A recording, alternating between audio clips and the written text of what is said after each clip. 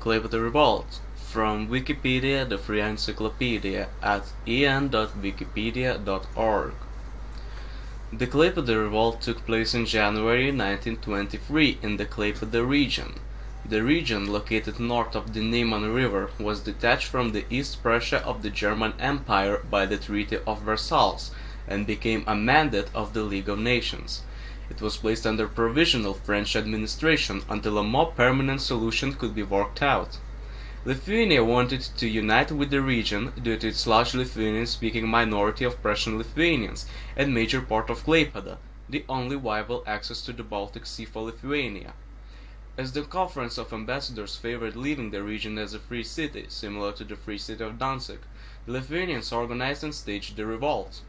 Presented as an uprising of the local population, the revolt met little resistance from either the German police or the French army. The rebels established a pro-Lithuanian administration which petitioned to unite with Lithuania, citing the right of self-determination. The League of Nations accepted the fait accompli and the Klaipėda region was transferred as an autonomous territory to the Republic of Lithuania on February 17, 1923. After prolonged negotiations, a formal international agreement, the Klaipėda Convention, was signed in May 1924. The convention formally acknowledged Lithuanian sovereignty in the region and outlined its extensive legislative, judicial, administrative and financial autonomy. The region remained part of Lithuania until March 1939, when it was transferred to Nazi Germany after the German ultimatum. Section 1. Background. Section 1.1. Lithuanian and Polish aspirations. The German-Lithuanian border had been stable since the Treaty of Melno in 1422. However, as a result of high migration, northern East Prussia had a significant Lithuanian-speaking population of Prussian Lithuanians, or Lietuvininkai, and was known as Lithuania Minor. The Klaipėda region covered 2,848 square kilometers, which included the Curonian lagoon of approximately 412 square kilometers. According to contemporary statistics by Fred Herman Dew, 71,156 Germans and 67,259 Prussian Lithuanians lived in the region. The idea of uniting Lithuania Minor with Lithuania surfaced during the Lithuanian national revival of the late 19th century.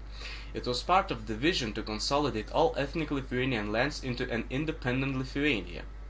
The activists also eyed Klaipėda, a major seaport in the Baltic Sea. It would become Lithuanians' only deep-water access to the sea, and having a port was seen as an economic necessity for self-sustainability. On November 13, 1918, 24 Prussian Lithuanian activists signed the Act of Tilsit, expressing their desire to unite Lithuania Minor with Lithuania. Based on these considerations, the Lithuanians petitioned the Allies to attach the whole of Lithuania Minor to Lithuania. However, at the time Lithuania was not officially recognized by the Western powers and not invited into any post-war conferences. The Second Polish Republic regarded the Klaipėda region as a possible compensation for Danzig. After World War I, the Polish corridor provided access to the Baltic Sea, but the Free City of Danzig was not granted to Poland. In early 1990, Roman Dmowski, the Polish representative to the Paris Peace Conference, campaigned for the incorporation of Klaipėda region into Lithuania, which was then to enter into a union with Poland. The Polish formula was Klaipėda to Lithuania, Lithuania to Poland. Until the Polish-Lithuanian Union could be worked out, Klaipėda was to be placed under the temporary administration of the Allies. While such a union had a historic tradition in the Polish-Lithuanian Commonwealth, Lithuania categorically refused any such proposals. Worsening Polish-Lithuanian relations led to the Polish-Lithuanian War and dispute over the Vilnius region. However, the union idea was met favorably in Western Europe. In December 1921, Poland sent Marceli Šarota as a new envoy to the region. Due to his initiative, Poland and Klaipėda signed a trade agreement in April 1922. In addition, Poland attempted to establish its economic presence by buying property, establishing business enterprises, and making connections with the port. Section 1.2. French administration. Influenced by the Polish proposals, the Allies took Klaipėda region into account when signing the peace treaty with Germany. According to Article 28 of the Treaty of Versailles, effective January 10, 1920, lands north of the Neman River were detached from the German Empire and, according to Article 99, were placed under a mandate of the League of Nations. The French agreed to become temporary administrators of the region while the British declined. The first French troops, the 21st Battalion of Chasseurs Alpins under General Dominique Joseph Audry, arrived on February 10, 1920. The Germans officially handed over the region on February 15. 2 days later, General Audry established a 7-member directorate, the main governing institution. After Lithuanian protests, 2 Prussian Lithuanian representatives were admitted to the directorate, increasing its size to 9 members. On June 8, 1920, France appointed Gabriel Jean Petitioned as the head of the civilian administration in the Klaipėda region. Petitioned showed anti-Lithuanian bias and was favorable towards the idea of a free city. General Audry resigned on May 1, 1920, leaving Petitioned the highest-ranking official in the region. French Prime Minister and Chairman of the Paris Peace Conference Georges Clemenceau commented that the Klaipėda region was not attached to Lithuania because it had not yet received de jure recognition.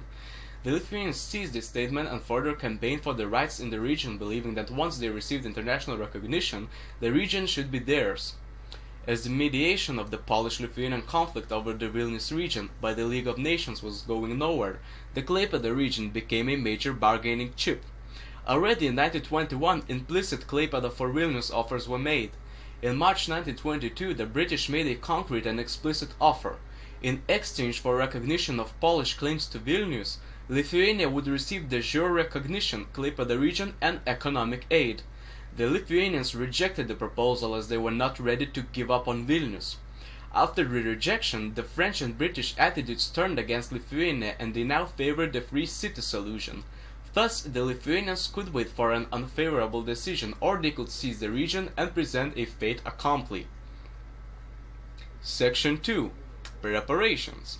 Section 2.1. Decision. On November 3 and 4, 1922, a delegation of Prussian Lithuanians unsuccessfully pleaded the Lithuanian case to the Conference of Ambassadors.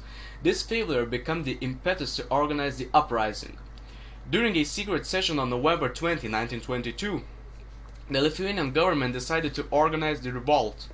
They organized the diplomatic efforts through the League of Nations of the Conference of Ambassadors were fruitless, and economic measures to sway the inhabitants towards Lithuania were too expensive and ineffective in international diplomacy.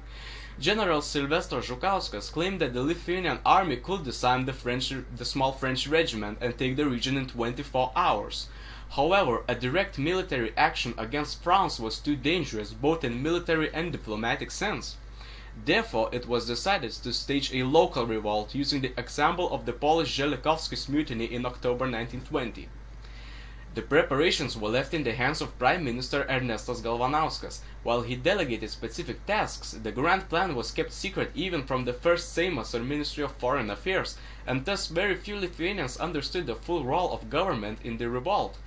Thus, the main credit for organization of the revolt is sometimes given to Vincas Krėvė Mickevičius, chairman of the Lithuanian Riflemen's Union, which provided the manpower. Galvanauskas planned to present the